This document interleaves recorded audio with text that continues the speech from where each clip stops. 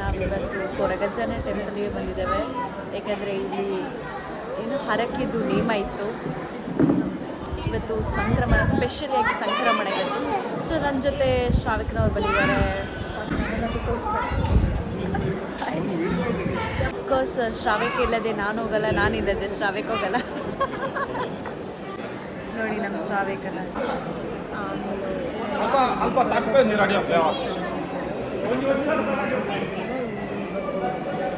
Special ಕೋಲ ಹರಿಕೆ ಇತ್ತು. So ಅದು ಸಹ ಆಯಿತು. ನಾವು ಬಂದಿದ್ದೇವೆ.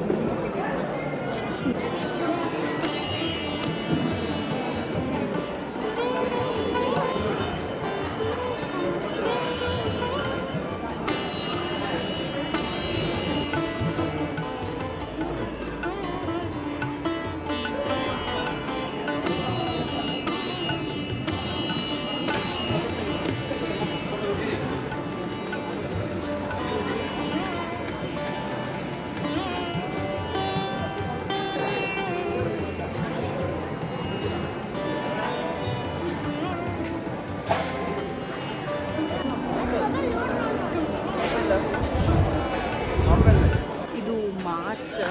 ಎಷ್ಟು ಬಿಸಿ ಗಾಳಿ ಬರ್ತಿದೆ ಅಂದರೆ ಹೇಗೆ ಜೀವನ ಮಾಡೋದು ಮೇಯಲ್ಲಿ ಅಂತ ಅನಿಸ್ತಿದೆ. ಆ್ಯಕ್ಚುಲಿ ನೀವೇನು ಹೇಳ್ತೀರಾ? ಹೌದು, ಯಾರು ಅಷ್ಟೇ, ನಿಮಗೆ ಹೇಳ್ತಿರೋದು. ಹಿಂಗೆ ಬರ್ತಾ ಇದೆ ನೋಡಿ ಗಾಯ್ಸ್, ಏನು ಬಿಸಿ ಗಾಳಿ, ಏನು ಬಿಸಿಲು, ಏನು ಬಿಸಿಲು. ಹೇಳ್ತಿದ್ರಲ್ಲ, ಹೇಳಿ. ಚಪ್ಪಲೆಲ್ಲ ಬಿಸಿ ಬಿಸಿ ಆಗಿದೆ. ನಿಮ್ಮ ಮುಖ ಎಲ್ಲ ಪಿಂಕ್ ಪಿಂಕ್ ಆಗಿ ಹೋಗಿದೆ. ಹೌದು, heavy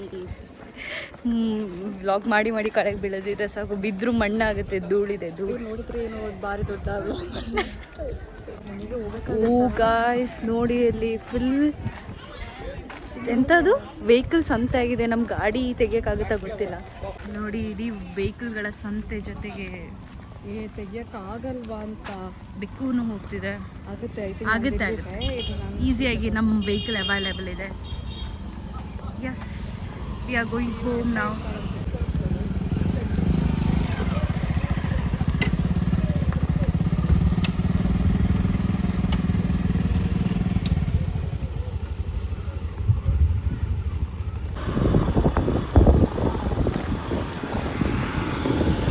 Hey guys, I have already explained why we Tulunad people worship Koragajja and what is the story behind Koragajja. So you can watch that video on my YouTube channel. Thank you for watching. See you in the next video.